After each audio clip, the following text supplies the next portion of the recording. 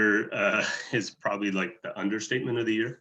I think everyone knows that. We could have all those discussions however we want, but I think what we want to try and do is we realize that some of you on the call here, it's the first time you've really had to engage with because you might be just in first year U14, or your athlete might be in first year U14. So it might be the first time you've really engaged with Alpine Ontario on sort of on a formal event, and obviously your season hasn't even started yet necessarily because of just not the shutdown and everything that we've experienced since Boxing Day. So you may have got a few days in the snow just before Christmas, but after that, you might have started today or yesterday or starting this weekend coming up. So we wanted to kind of go through a few different things. We wanted to kind of go through a little bit about who we are and what we do.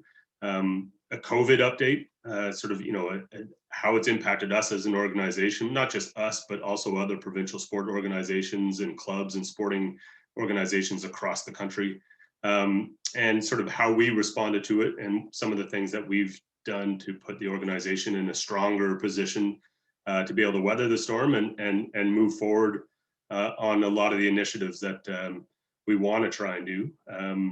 We want to go through the high performance program. Kip will go through a lot of that, those details, and really not high performance at the U14 level, but kind of show you what the pathway is for, this broad base of U14 athletes, what you can expect at U14, and then where the path takes you forward from here as committed families and committed athletes that you guys all are. Some of the challenges that moving forward, still we're in an interesting environment in COVID still, where we still face challenges and a lot of unknowns. So we may not have all the answers this evening, but we're going to try and have as many as possible for you. And if we can't answer your questions, hopefully understand that some of those details we just don't know, because there are some unknowns that go through, and talk a little bit about the remainder of the season and what some of our goals and priorities are. So that's the agenda tonight. Just flip forward to the next one there, a little bit of who we are. So we're no different. We all ski at clubs and ski hill operators throughout the province, and we're no different than any other sport like hockey or soccer or baseball. We're the provincial sport organization in the province that plays that important role in the sports system by developing ski racing all across Ontario, not just in Southern Ontario.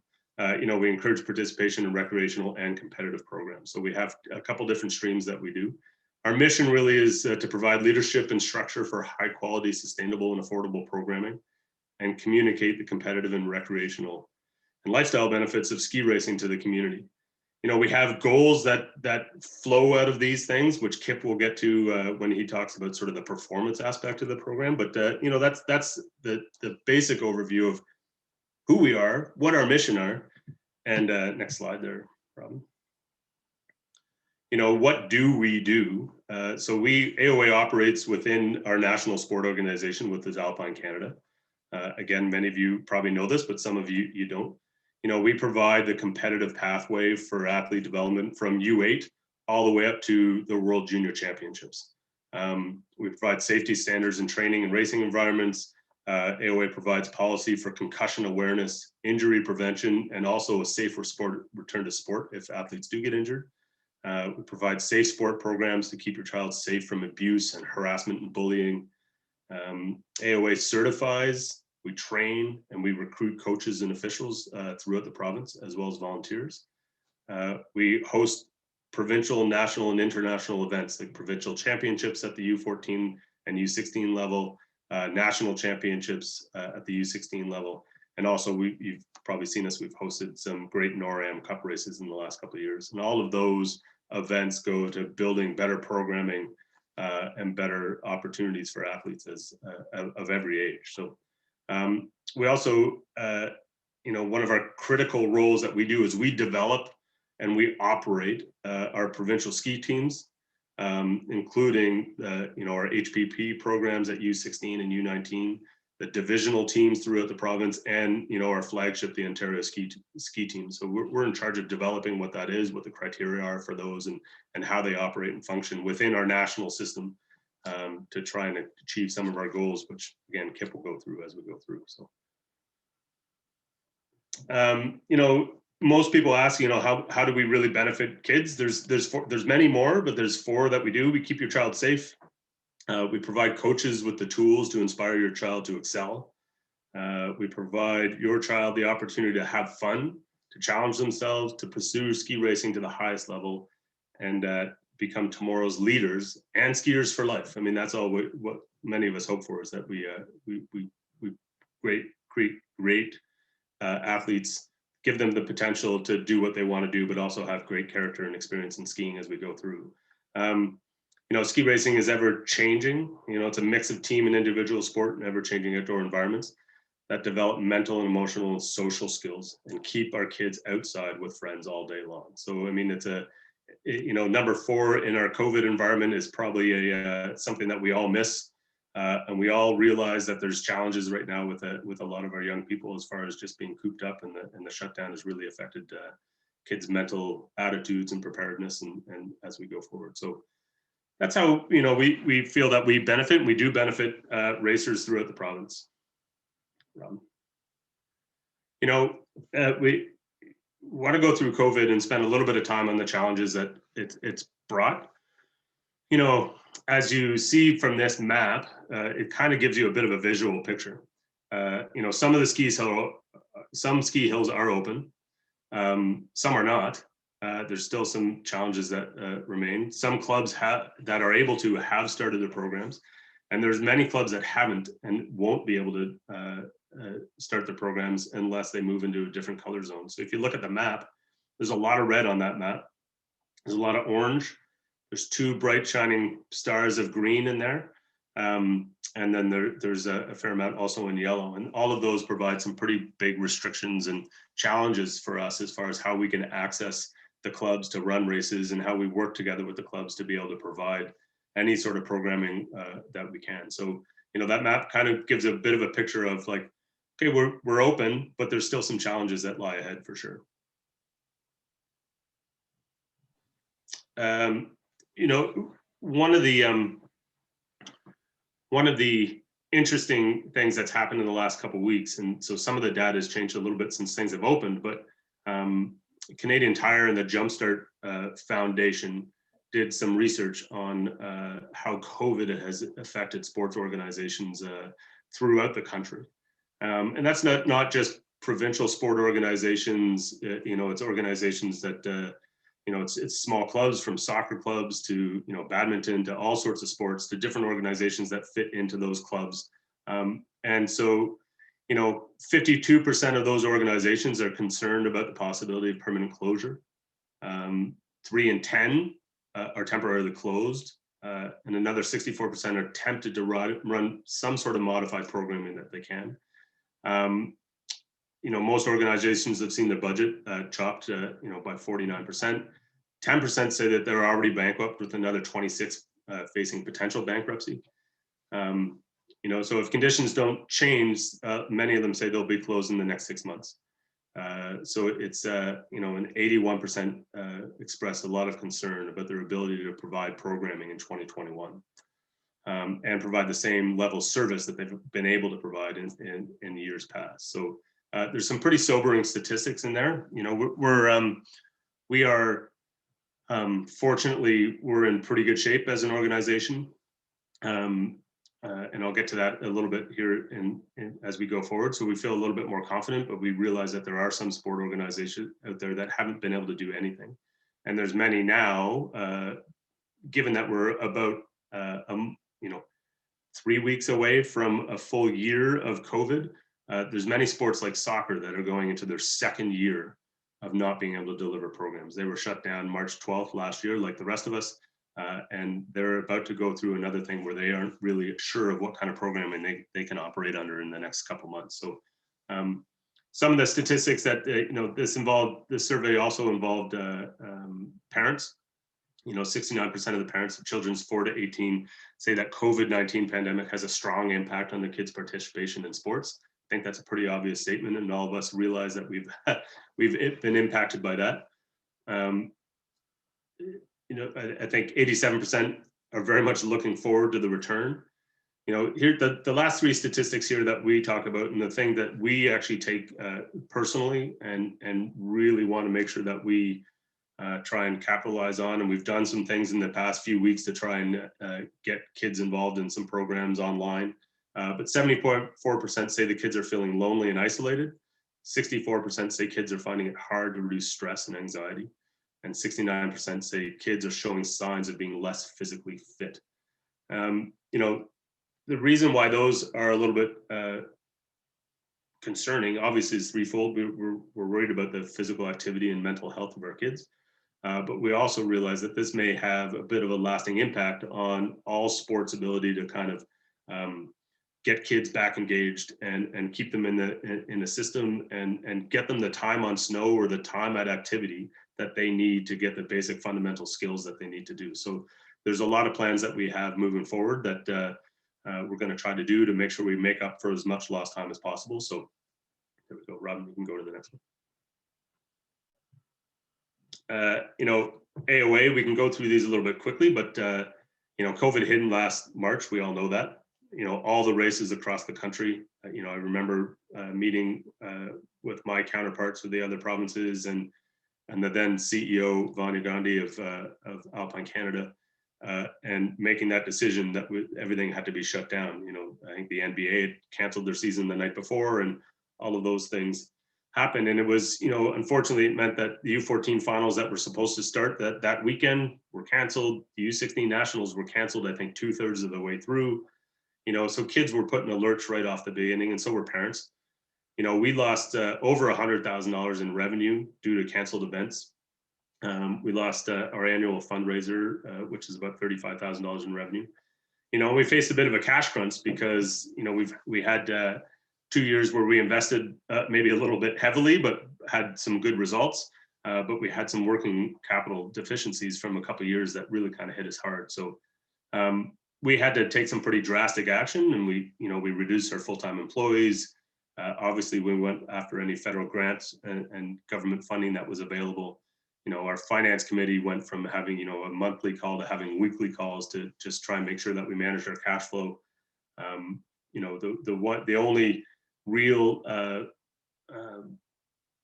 payable that we have is Alpine Canada, and so we worked alongside with Alpine Canada. They were in the same situation to make sure we got a payment plan to help make sure that we paid all of their fees back to them. All of our member clubs were paid back. All of our accounts payable were paid back. We had some returns for SOD ski team that were paid back. And then the real work came in when not that wasn't real work, but came in the grants that we've been trying to go after in the last several months. So we've applied for about 6 grants from the Trillium Foundation, from the Ontario, the high performance one isn't a grant, it's a sport development funding model, but we've gone to Sport Hosting, Sport Canada Fund, the Canada Summer Jobs, just to try and make sure we capitalize on anything that we can to allow our programs to keep going, to keep coaches working in the right direction and keep athletes going in the right direction. So we've been pretty successful at these so far, and so that's what we've done in the last 10 months.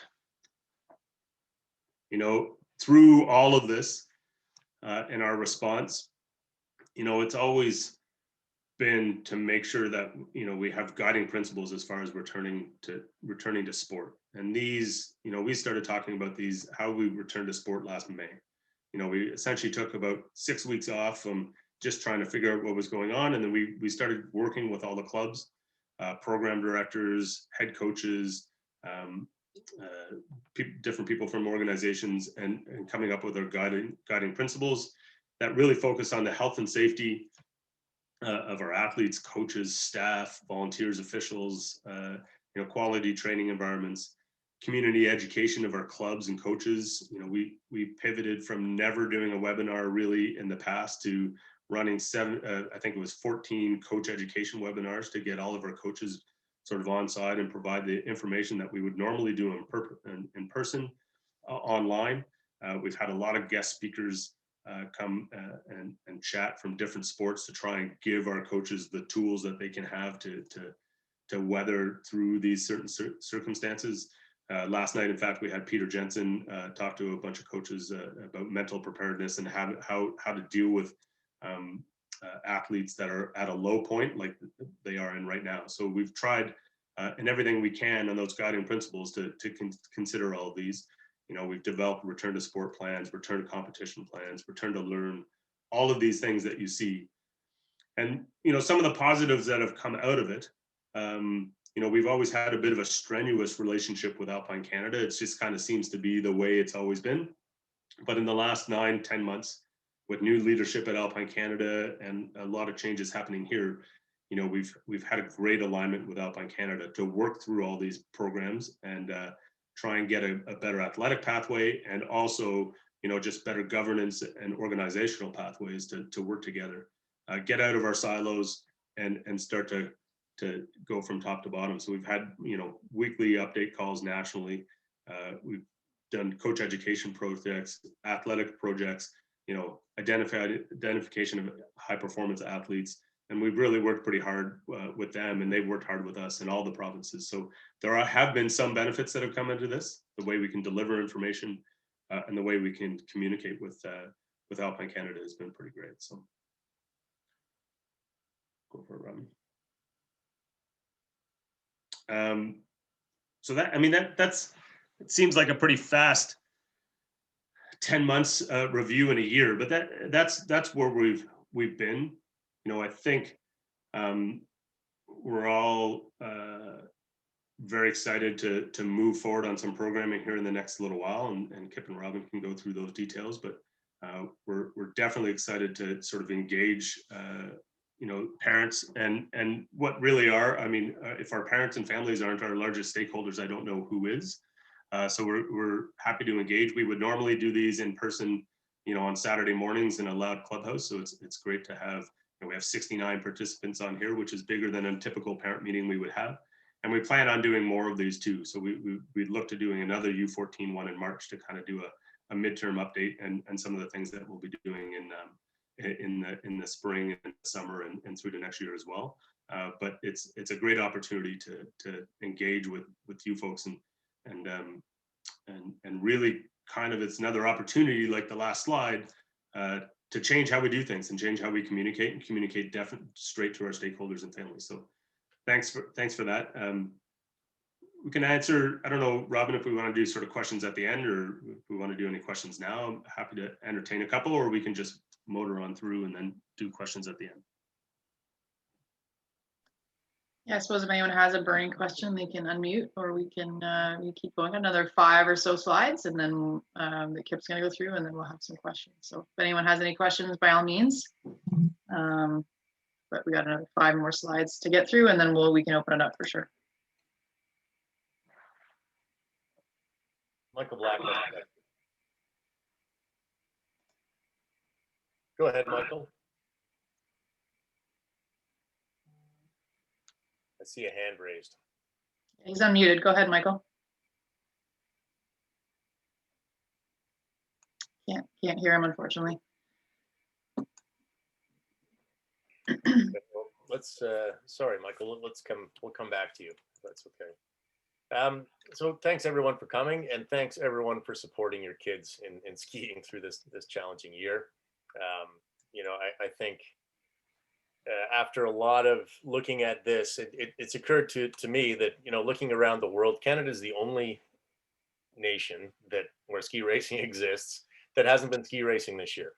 And I think realizing that in spite of all the challenges, it's galvanized in my mind that we need to advocate for kids sport, in this case ski racing, but youth and sport in general, and we'll continue to do that in any way we can.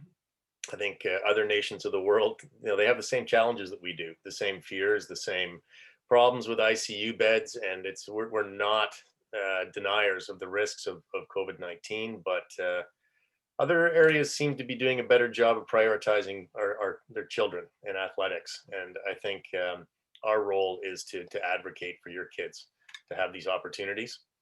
And a little quick thing about the guidelines for us for a provincial sport organization, we have 3 pillars. Those are grassroots, development, and high performance. U14 is still in the development and teetering, you know, growing into high performance. But this slide that we're looking at, this might seem a little out of context for U14 parents and in a year, especially where we've hardly skied. But just for context, our goal is to provide absolutely excellent programming. And when we look at these objectives, developing world junior champions by the time they're 19, 20 years old, what that means for your U14s basically is we look at these objectives, then we walk back 8, 10 years, and what would we do to pursue these objectives? And the great thing is that whether you want a great skier for life, a fit kid, happy kid that has the skills to really enjoy and embrace the sport of ski racing, you'll do the same things as you would if you want to develop a world champion. Ski racing is a bit of a challenging sport, and so kids that are fit, that are really good skiers, they have better tools to really take advantage of all the things that the sport has to offer. So basically what we want to do, which is new, and obviously this year has thrown up some roadblocks for us and might continue to do so, but we can go to the next slide, please. What we'd like to do is extend what we've been doing at U16 down into U14. We're not calling it high performance, but and the programming is still largely in the clubs, but we want to partner with the clubs to offer summer camps focused on just better ski improvement, obviously in gates as well.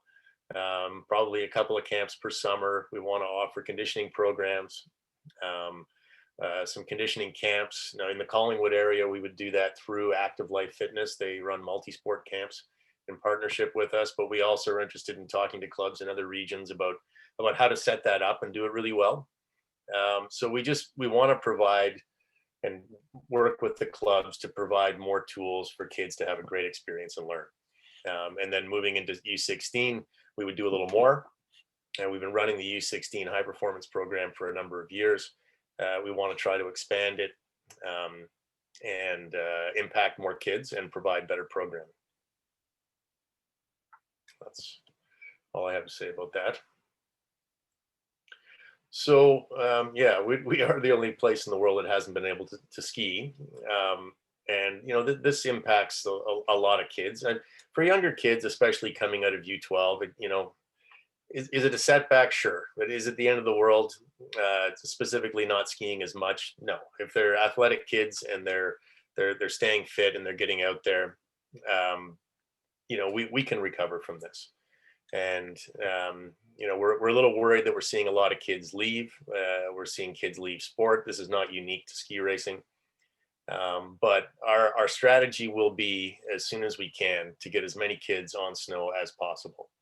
I don't know what we'll be able to do this summer. We'll only plan things if we feel that it's safe to do so and realistic to do so. But we've discussed things like, installing coaches at a site like Mount Hood or Zermatt and have groups of kids cycle through. But that's just an idea of what we would like to do. I don't know what will be possible this summer. We definitely want to extend the season as long as we can.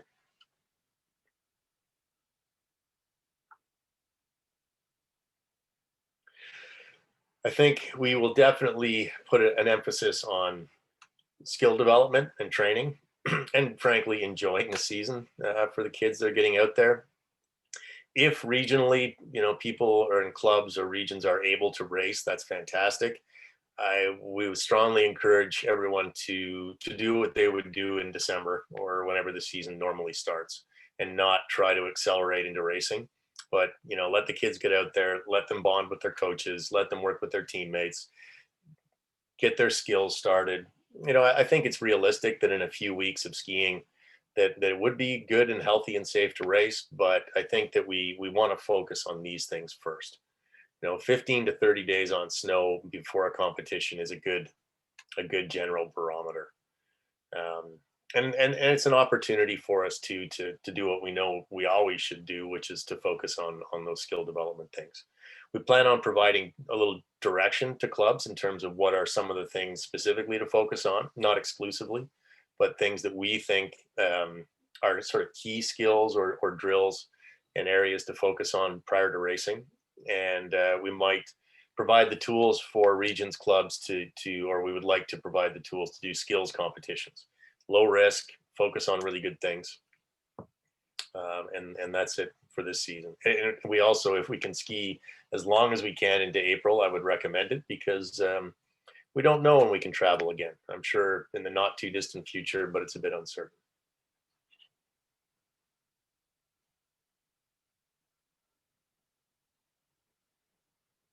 And that's all I have.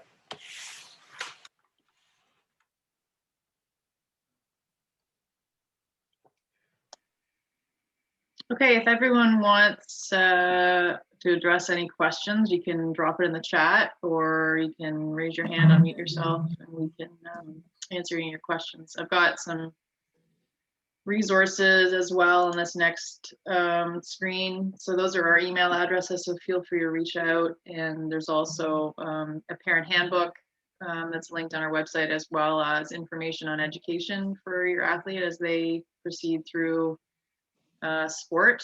It's an 80-page document that's got a lot of information about programs that are out there that can help support your child's education while competing in sport alongside it. It's very possible, so lots of great resources there. Jennifer's asking, will there be provincials for U14 or any races back on the calendar? If we're able to, Jennifer, we will calendar some events. But as Kip said, we want everyone to start focusing on training, great skills, and proper preparation before we have any competition.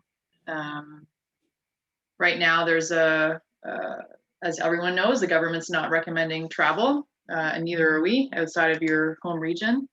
So for us to calendar, I know currently the calendar on our website right now has a provincial event post what would have been March break, but I'm not quite sure. We're assessing the calendar month by month, but with that current no recommendation to travel, and we're not recommending travel, we can't likely, in all likelihood, have a provincial event. Not going to completely say we're not going to do it, but at this point, it's not looking like it's possible. So there'll be more focus on regional racing, and we'll work with each division to put together something that's going to work regionally for them, whether that's a competition or skills or classic alpine competition.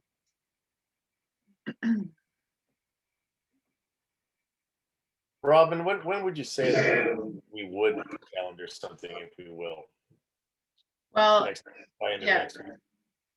yeah, the process we work with is every week we meet with some of the program directors. This is Southern Ontario specific, and they don't know what they're capable of at this point. Most of them have just gotten operating, so I would hope within the next week we'd be able to have sort of a temperature check on what the clubs are able to do, but it's all up to public health to approve it.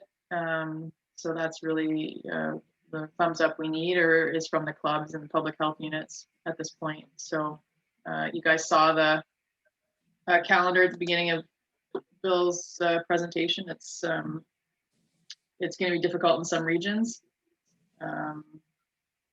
and maybe a little easier in others. So it's kind of a piecemeal situation. So I'd hope that in the next week we'd have, after a lot of clubs have had about a week of operations, they'll be able to assess what they're capable of, but can't rush it on them right now. They're just trying to get everyone back on hill, which is a great news story.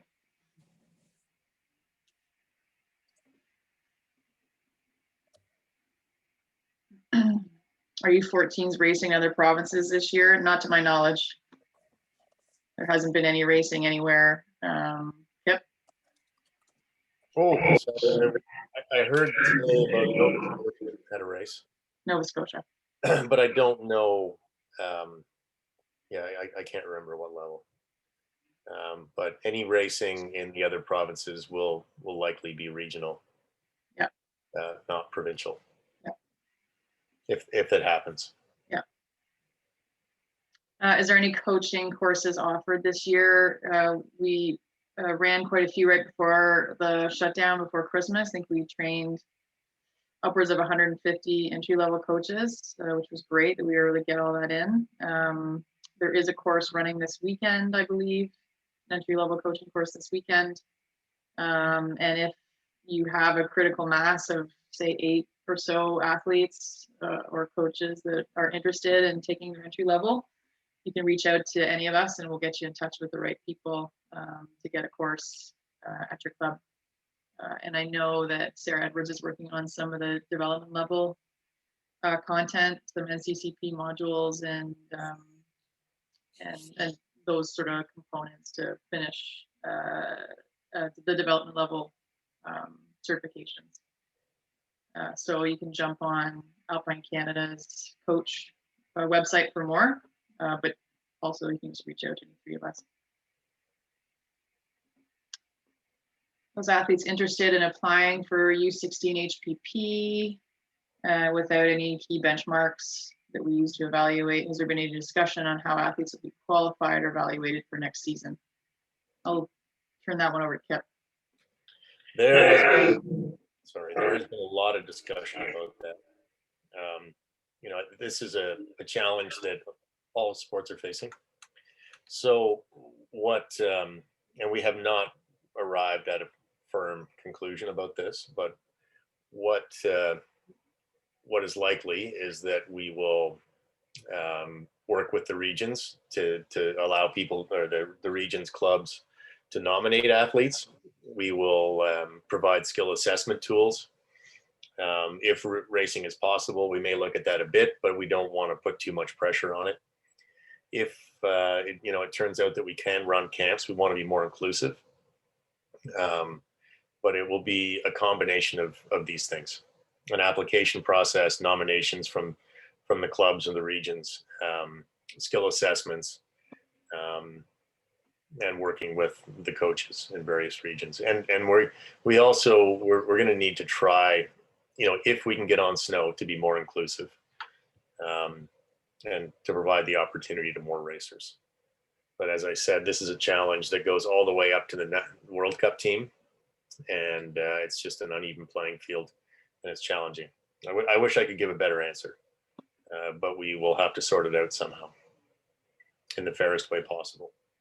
And I think that goes up, you know, the entire system, U16, all the way up to our other high performance programs. It's going to be a challenging year, and one that we may have to be more inclusive up the pathway for sure. Zermatt and Hood were mentioned as summer camps. What about Whistler? Comment on Whistler? Yeah, I mean, Whistler's a great option. The challenge with them, because I've been banging on their door, is they will not accept any reservations right now. So we'll look at everything, yeah. All options. They just because it's sensitive out there right now. The funny thing is that I can make a tentative booking for 6 weeks for Elaine and Zermatt, but Whistler will not accept a reservation. So we'll definitely keep looking at it. Yeah, I think it's fair to say, Kip, if we can stay within Canada to execute what we want to execute, we would, of course, try to do that and not cross any borders. But that proves to be difficult with our sport. Any regional skills days, camps, if we can, Elizabeth, that's what we intend to try to do, is to keep everything we're doing regional. And hopefully Mother Nature's on our side, and April could be a great month. We've certainly talked to some clubs, and some clubs are capable of having great conditions into April. So that's certainly going to be a priority of ours, that if we can run some camps and skills events, that we will absolutely do that regionally. But again, that's part of this discussion with our clubs as to what they're going to be capable of, if they're going to be permitting groups to come on property to do training and competition. So the training projects are part of that discussion as well. Just in answer to Paul's comment, thanks for that, Paul. We will absolutely do everything we can to run the programs. Just for clarity, there's no doubt that we're going to do everything we can to run summer camps for kids, if it's safe to do so, and we're able. So just in case anything I said cast doubt on that. If anything, we're planning on improving, beefing up our U16 program and doing the same sort of thing for U14. It's just uncertain if the world will let us travel, but we will do everything we can. Yeah, I think Kip's got his tentacles out to his entire network to figure out where we can take groups of kids, and it's as you can all imagine, a difficult process. But we are absolutely going to run projects if we can. Like I already have a 6-week booking at Zermatt to run 2-week camps, starting mid-July, for example, in the event that we can do that. I don't know about going to Chile. If we were able and we thought that was a good idea, they would take us in a heartbeat. That's not an issue. I don't know if that's the right thing. And Elizabeth, in regard to skills days or camps, if it's an AOA sanctioned event, if it's a camp we're running, it doesn't matter if your club's not operating. You just have to be a member of Alpine Ontario to participate. So even if your club isn't operating this year, you can join Alpine Ontario and be a part of those types of events throughout the year. Although we do hope your race club does operate, but we know that there's some that won't be.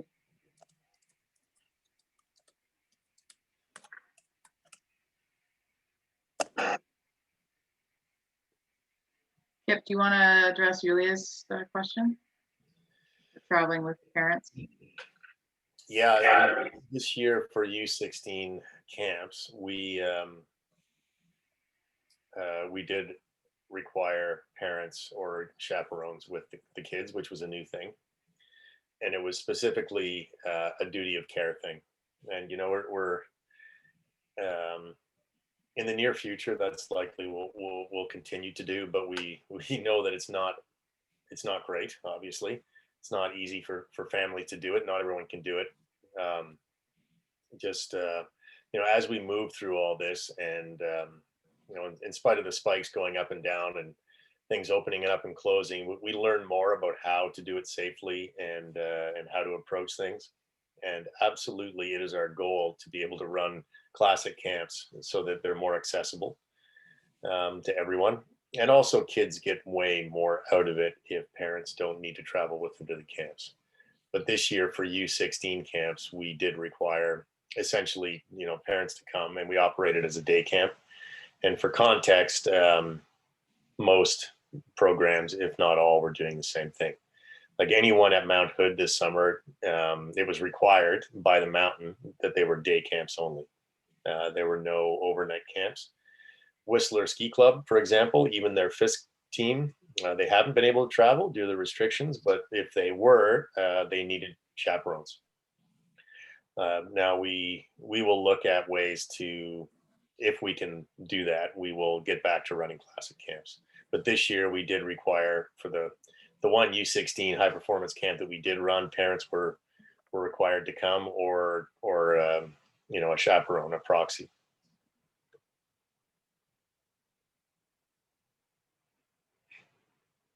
Hope that helps. Thanks, Julia. Rob, I'm not 100% sure what your question is in regard to a non-sanctioned camp, but what sanctioning means is we have 40 member clubs in Ontario, and they have a battery of activities that we sanction for them, whether that be training, team barbecues, competitions, fitness testing, and if those items aren't sanctioned on their sanction list by one of our member clubs, then it's not sanctioned by us. For instance, a 3-day speed camp at a functioning Ontario ski hill. If there's a member club there and it's something that they've sanctioned, and along with that goes making sure all the coaches are fully licensed, there's COVID mitigation in place, the club is up to date with us and in good standing, then it can be sanctioned. But something that's non-sanctioned just means there's no involvement by Alpine Ontario, and it's not insured and sanctioned by the governing body. us and Canadian Snow Sports and Alpine Canada. I hope that answers your question.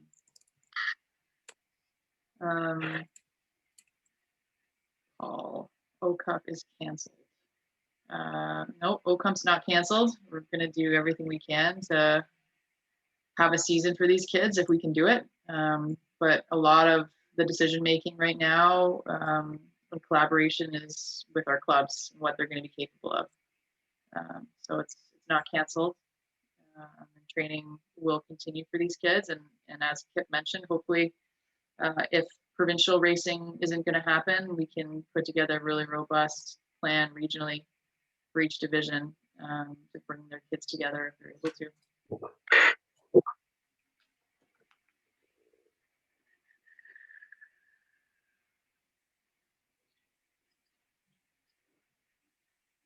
What would stop races? Public health would stop races. That's really what's standing in the way of us being able to put together a calendar. But also, you mentioned 5 race weekends in 28 days. A lot of those athletes would have had, a month or more preparation, potentially some on snow time in the summer and fall. So we want to make sure athletes are properly prepared. And one thing we're hearing a lot about with sport, because so many kids haven't had access to proper fitness training, just being able to be outside, that they're not as fit as they usually are, or they're on the other end of the spectrum. They've been working out really hard. And we don't want kids to rush back into seeing a race on the calendar in 2 weeks' time and injure themselves. We want to make sure everyone's prudent with their preparation, and we know if we pop a bunch of races onto a calendar too soon, that could be a bad thing for the health of our athletes, not only from an injury perspective, but filling up hospitals as well with injuries, and that's not something we want. So we're just being prudent, taking it as slowly as possible, but in collaboration with our clubs and making sure that their athletes are prepared and ready to be as fair as possible for all of our athletes.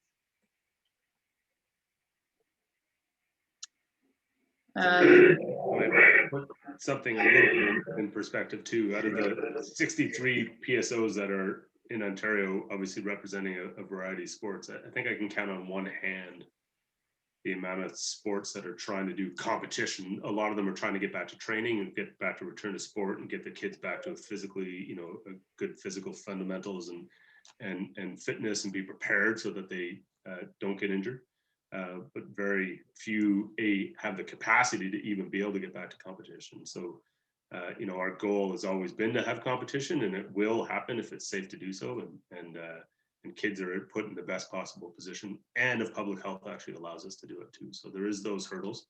I know the clubs, most of the clubs that we deal with want that to happen, but they also want the kids to be safe and prepared for that race season too. So. In answer to Rob's question, no, there's nothing preventing Cowboy from running a speed camp.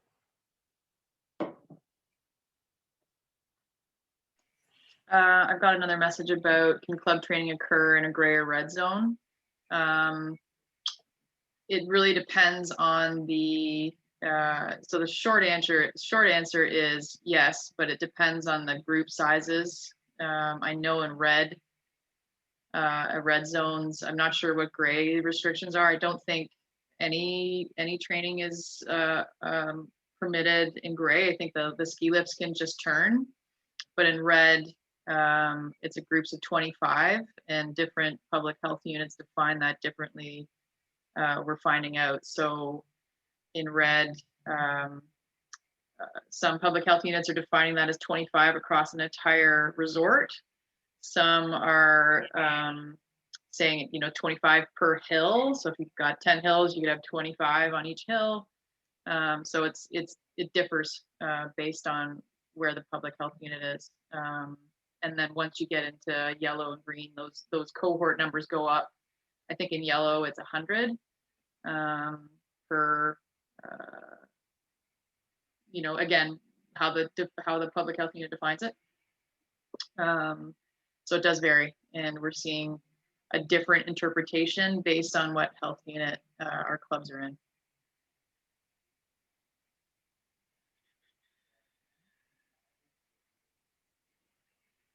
Yeah, it's a good question, Melanie.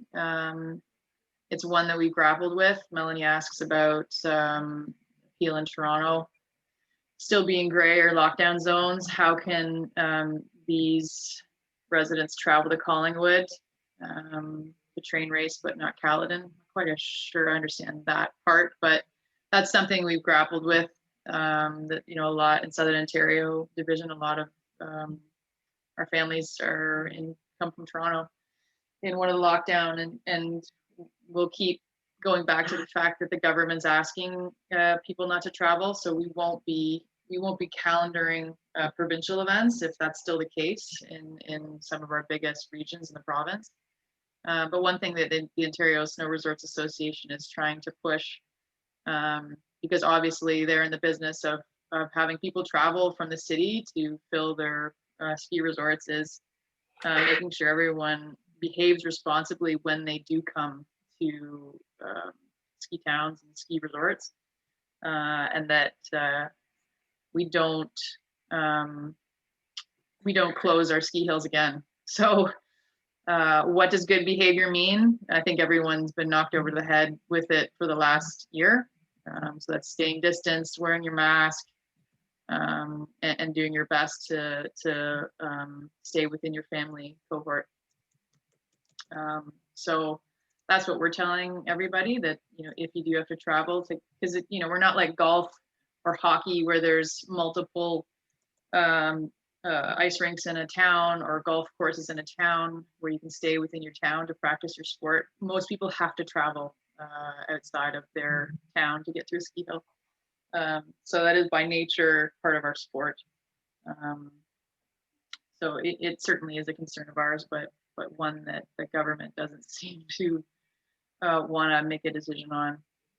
So we're just basing it on when you do travel to ski, just follow the protocols, keep everybody as safe as possible, and hopefully we can remain open. I've got someone asking if we're in a yellow area and COVID cases go up, do you get notice that hills will close down, or will they stay open regardless of the color? You know, that's something that the resort operators and the government and Ontario Snow Resorts Association would know. We're not in that stakeholder loop. We would find out, but they're going to be the front line of that. So the actual ski hill operators will be the ones in touch with their public health unit in regard to what is upcoming. As we all know, public health units can request or implement tougher restrictions than what the government implements. So if a public health unit in yellow sees something starting to spike and they want to put restrictions on that public health unit, they have the ability to do that. The government of Ontario doesn't have to step in and do it. So that is potential, and everyone knows this variant is a concern. There's certainly some areas within Ontario where the variant is that have a lot of ski hills in them. So that's a concern for sure of the industry, that this variant could have another impact on us being able to finish our season. And not to mention the seriousness of the variant. I got another question. Red zones, ski hill operators have their own definitions that are more restrictive than public health. Yeah. And that's the thing too. I think a lot of resort operators have been doing, if they've been implementing stricter regulations than they have to, just to keep public health and everyone as safe as possible. How much notice will athletes get if an event is put on the AOA schedule? We'd love to be able to give, you know, more than a couple of weeks heads up if an event does go on the calendar. But we have been expecting that, you know, for the next month minimum for U14s and U16s, it's going to be training and preparation, with the hope that if we can race, it'll be in March sometime, mid-March. No earlier than mid-March. Yeah.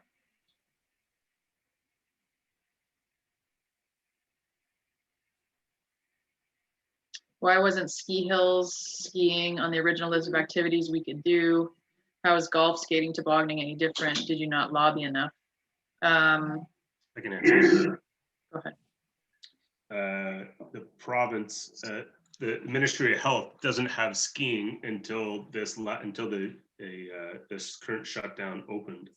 They don't have skiing and ski hill operators listed as a recreational amenity, whereas most other sports such as golf, cross-country skiing, they're a recreational amenity.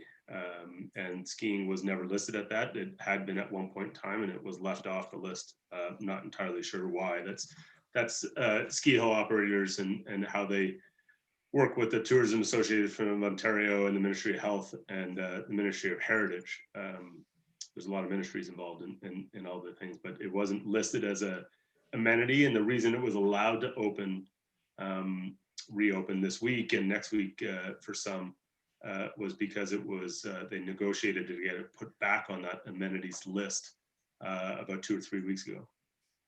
So that's the lobbying group, and the stakeholders did that to get it back listed. So that's the technical reason why it was not considered an amenity to begin with. I have no idea. And all of the ski resorts, still to our understanding, right up until the 22nd, I think is when we got the word that there would be a lockdown for until 23rd January at that point in Southern Ontario. Up to that point, they were told that they were going to be able to operate. So there wasn't even really an opportunity prior to the 22nd to do any kind of lobbying, unless you knew that that recreational amenity wasn't assigned to skiing, and that would affect our ability to operate.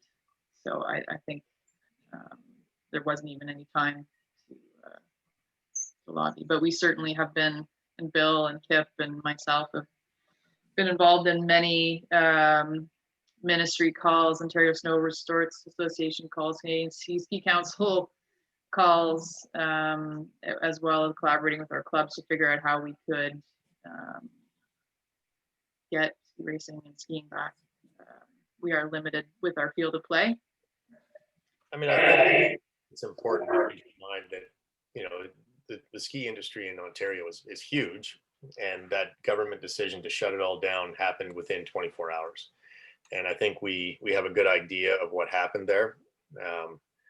But you know, the fact they were willing to do that to that entire industry when everyone had blown snow, you know, hired staff, you know, our ability to lobby on their behalf is challenged. But we have tried, you know, for example, Alberta, they shut down all their sports, and then they had a system where you could apply with your mitigation plans. And so Alberta Alpine was able to get racing programs started again within a week of being shut down. Ontario had the same system, but what happened was they were trying to do it through the provincial sport organizations, as they did in Alberta, but a private company that runs a bunch of arenas and primarily hockey and league sports that is outside the amateur sports system, they sued the provincial government for millions of dollars, and the government basically said we probably won't win this, and we don't have time for it, and it's not a priority, so too bad. All sports are cast with the same brush. So we've had conversations with anyone we can listen to, and it has to do with the government structure in Ontario and the priority being placed on sport. Now, having ski hills open, that's a whole other thing, and a dodgy question as to why they would shut skiing down. But I think it had to do with, you know, hospital beds in the escarpment area. I think there are very few, and there are a lot of skiers. And in the moment, on one weekend, the Collingwood General was flooded with injuries, and they didn't have any beds for COVID patients, so they shut it down. And that's probably why there was no skiing in Ontario the last 2 months.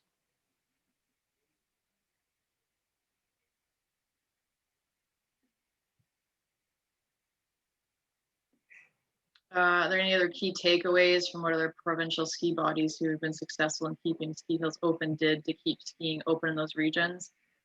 I'm sure the Ontario Snow Resorts Association has, been talking to their counterparts in other provinces in regard to those best practices and applied them here. I know with the downtime a lot of the resorts have had, their robust protocols are some of the best in the world, and took a lot of their learnings from what happened in the Southern Hemisphere earlier on in our summer. So I don't think Ontario versus BC or Alberta or Quebec did a good or better job of it. I think everyone's following the similar protocols, the same protocols, to make sure to keep everybody safe. And in most instances, they're stricter than they need to be, so resorts can stay open. I don't know if Kip or Billy, you've got anything to add in regard to that question, but I'm confident that the ski resorts are going to do everything they can to protect themselves from having to be closed. It's going to be the variable of the visiting public that are there that's going to keep them open or closed.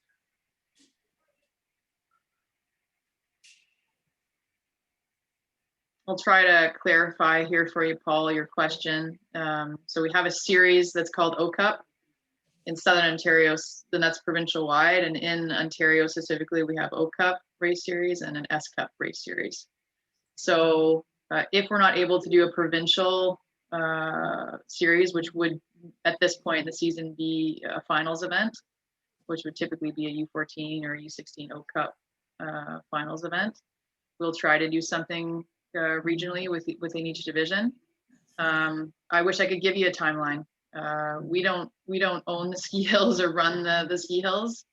Our member clubs, some do own the ski hills and some are guests on a ski hill property. So we have to give them an opportunity to get up and operate and prove that that is safe to do and that they're doing it well. And then we can talk about bringing athletes from other clubs onto the property to race. I'd love to tell you that tomorrow we can have a calendar for you, but I'm not confident I can answer that question right now. We simply just don't have that answer. Like we mentioned, we want to have kids train for the next month. So if there are any races on the calendar anywhere in the province, it's not going to happen until mid-March. So that you can plan for, but hopefully we'll be able to have as much heads up for everybody in regard to a race calendar, but definitely not until mid-March. And it's, if you're commenting on using today's restrictions, are races allowed? Technically they are, but again, it's up to each public health unit's approval. And for us to approve a sanctioning a competition, we have to have public health unit approval. So that each club has got to do that due diligence and COVID mitigation to ensure that's in place. We also know from talking, which we do regularly with other sport organizations, both provincially and nationally, that I don't want to scare anybody or alarm anybody, but there are a lot of injuries this year because athletes haven't been training, haven't been doing their sport, feel pent up, and a lot of pressure to perform in a short time. So we do want to just give adequate lead time if there can be racing.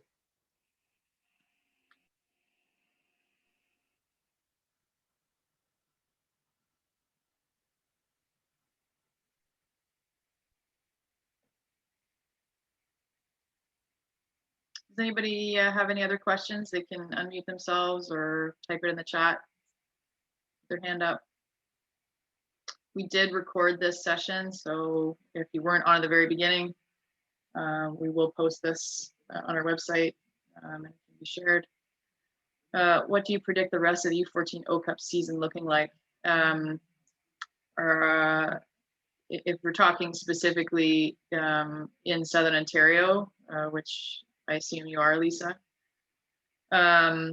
we're hopeful that if we can get a couple slaloms and a couple GSs on a calendar. But if we can only get one slalom and one GS, that would be great too. And if we can have some sort of, final season event in Southern Ontario, we will do that. But again, that's all entirely up to what the clubs are capable of and what they're willing to do. So like I said, we have a weekly call with all the program directors in Southern Ontario to assess that. So it's a week-to-week thing at this point. And that's what we're trying for. So we want everyone to focus on those key skills and drills that Kip mentioned, and just have some fun. These kids back out on the hill, just having fun with their families, and if they're able to train with their buddies, and have fun. And then we'll get to racing if we can safely.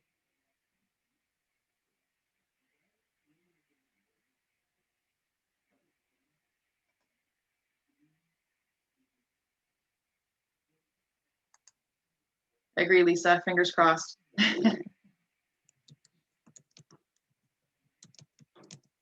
All right, so we're just over an hour. I'll stay on the line here. If anyone has any other questions that they want to ask, I'm sure Bill and Kip are willing to hang out as well.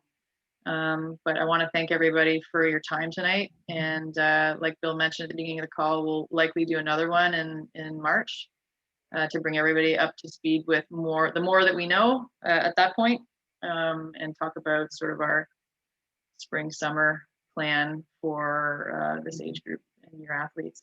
So thanks so much everybody for your time tonight. And like I said, we'll stick around and answer more questions if you want to ask any more.